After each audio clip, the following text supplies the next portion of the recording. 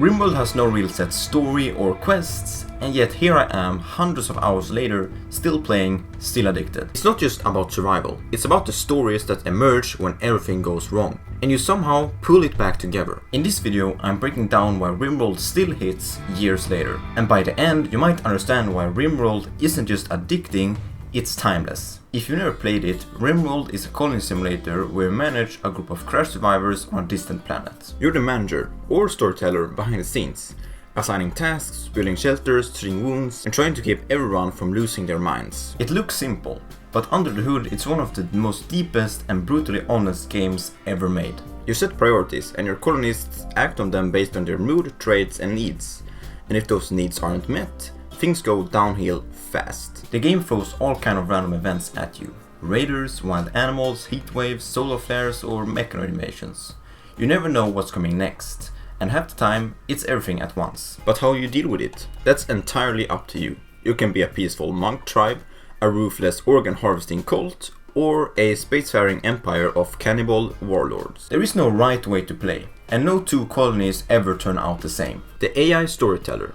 Rimworld doesn't really have quest missions per se. There's no narrative being fed to you by the game. And that's exactly what makes it so addictive. Instead, it has something way more powerful.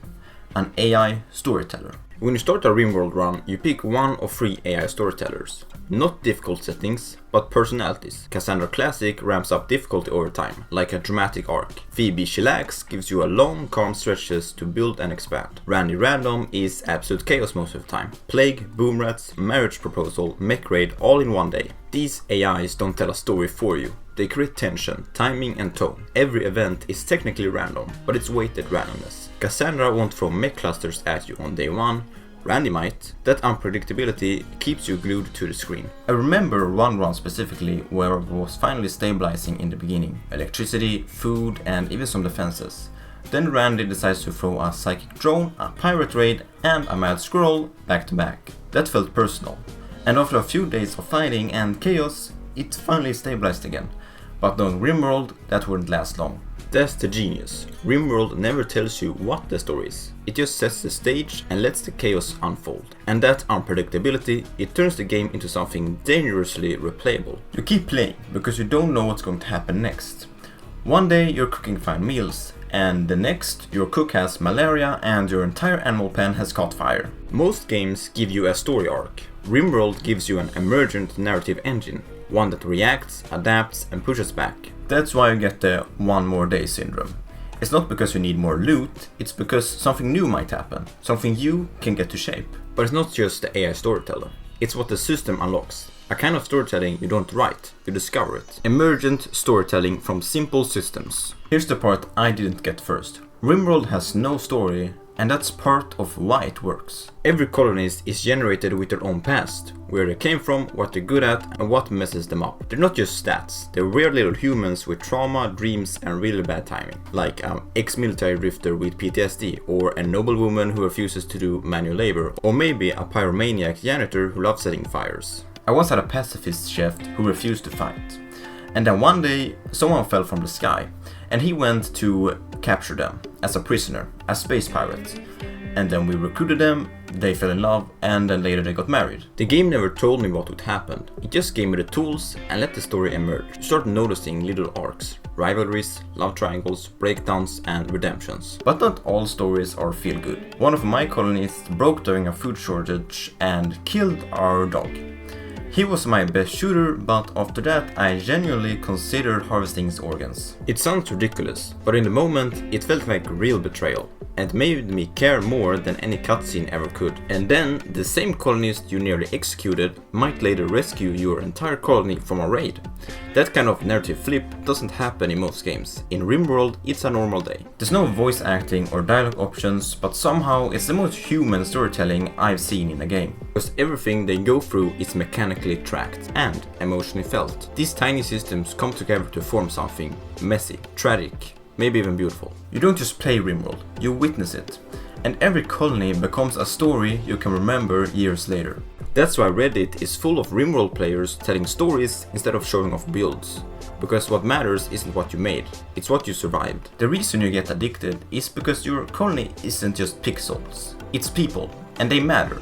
because you made them matter. Deep interlocking systems. Rimworld isn't just a story simulator, it's a system simulator. Everything is connected, and I mean everything. Your colonists need food, sleep, shelter, but also recreation, beauty, social interaction, and medical care. And if just one of those breaks, the whole colony starts to unravel. It's like spinning 100 plates at once.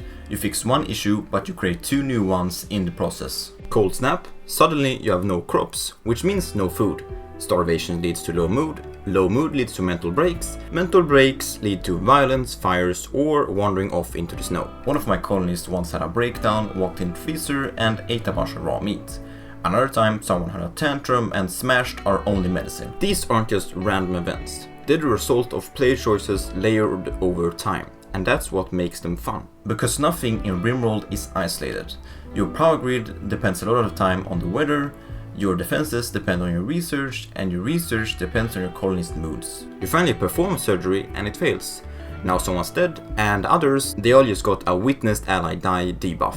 And all of this happens while you're still trying to build a bedroom or hunt for food. The complexity creates these constant micro decisions. Do I send my best doctor to heal or let them rest? Do I build a cooler for food or turrets to survive tomorrow's raid? It's not complexity for the sake of it.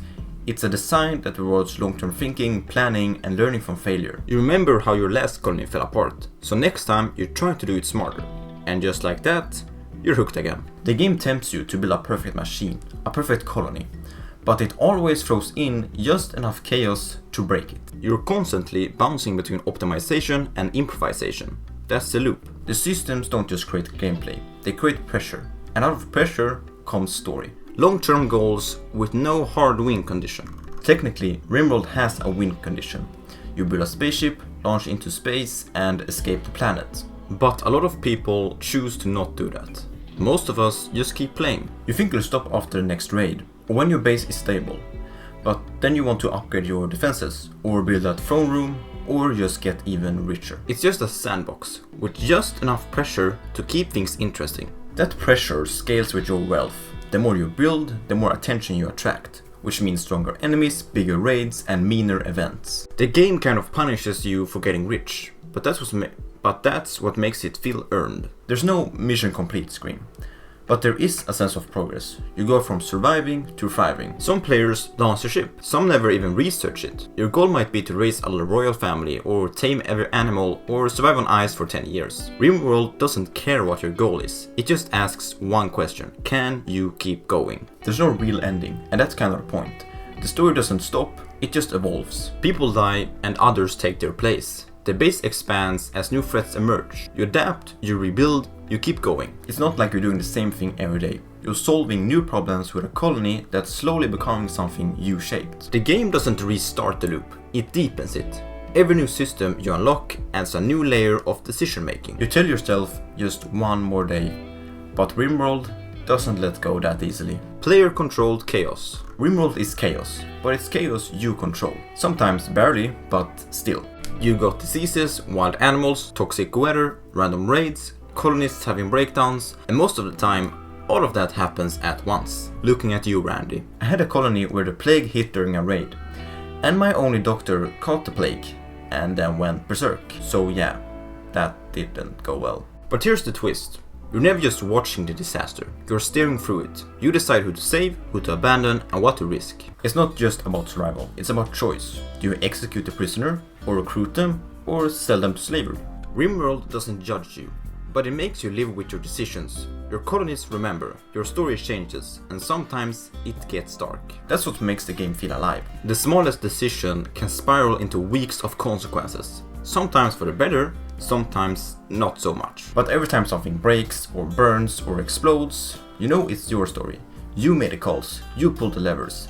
Let's not mention Randy. And when things go just right, that win feels personal, because no scripted game could have pulled off what just happened. A modding community that never sleeps, plus DLCs that actually add depth. Most games get old after 100 hours. With Rimworld, 100 hours is basically just a tutorial. Then the real game begins. The modding community hasn't just kept this game even more alive than it is. There are entire overhauls like Combat Extended that rework the entire battle system into real tactics. Not to mention Vanilla Expanded that basically doubles the content of Rimworld. Want magic?